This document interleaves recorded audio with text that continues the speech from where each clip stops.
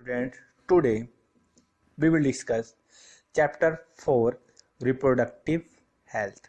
अब reproductive health के बारे में हम कुछ point discuss. reproductive health problem and strategies. अब क्या है, the Bird define the reproductive health as a total well-being in the physical, emotional, behavioral and social aspects of reproduction. अब क्या रिप्रोडक्टिव हेल्थ से क्या है कि हमारी हेल्थ भी प्रभावित होती है, हमारा बिहेव भी प्रभावित होता है, ये सारी चीज़ें क्या होती हैं, इफेक्ट होती हैं. A reproductive health society is the society with people having physically and functionally normal reproductive organs and emotionally and behaviorally interaction among them in all sex related aspects. क्या है कि reproductive health में क्या आता है कि आदमी हेल्थी तो दिखाई देता है, फिजिकली फिट दिखाई देता है, बट क्या है वो जो रिप्रोडक्टिव रहती है, उनकी जो रिप्रोडक्टिव ऑर्गन्स रहते हैं वो क्या वीक रहते हैं, वो कहीं ना कहीं प्रॉब्लम्स रहती हैं. India is the first country to initiate action plan program to the nation's level of attain total reproductive health. The program were called family planning programs and were initiated in 1951. अब क्या आता है कि family planning programme भी इसी के अंदर में आता है. Later they have been improve include more reproduction related areas and are currently called reproductive and child health care RCH programs. Immunogenesis is a parental diagnostic technique in which sample of amniotic fluid from the bones of a pregnant baby is taken during the early stage.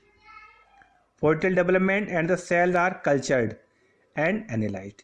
इसमें क्या आता है, म्यूटेस्ट में रहता है कि during जब हम प्रेगनेंसी रहती है उस समय एक सैंपल लेते हैं और उसकी एनालाइज करते हैं.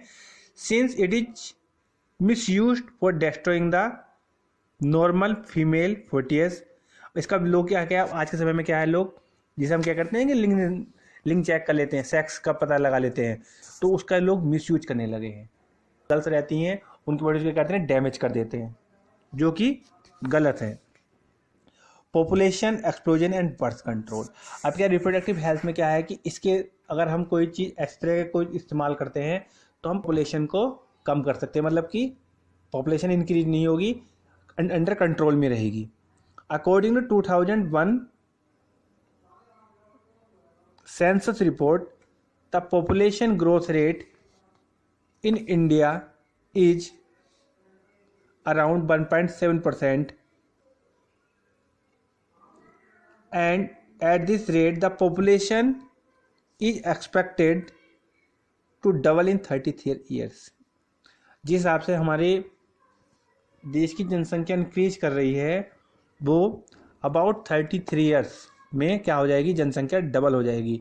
और आज के समय में हमारी जो कंट्री की जो पॉपुलेशन है 135 करोड़ है, जो कि रजिस्टर्ड है. अनरजिस्टर्ड का तुम कह नहीं सकते. The most important step control the population growth is motivate smaller families by using the contraceptive method.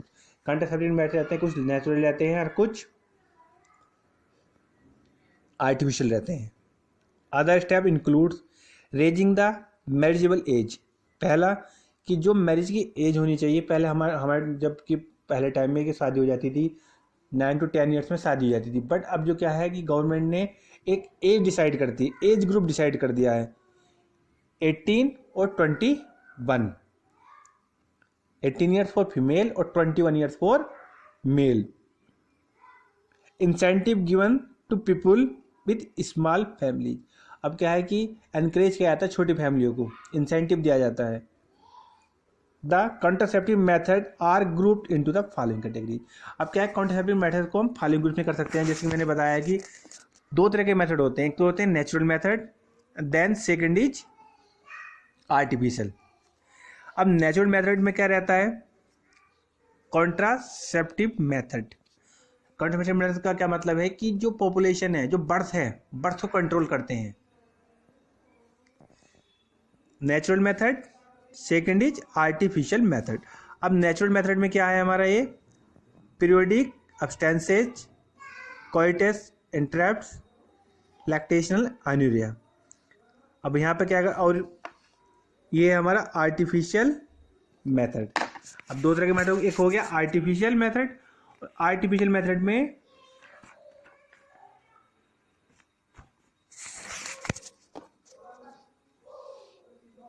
Barriers and females, males use the condom, females diaphragm, valves, cervical caps, ठीक।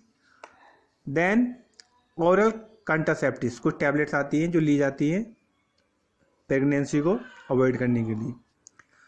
IUDs, CU+, releasing ICDs, कुछ ointments भी use किए जाते हैं। Non medicated IDS, Lippes lobes,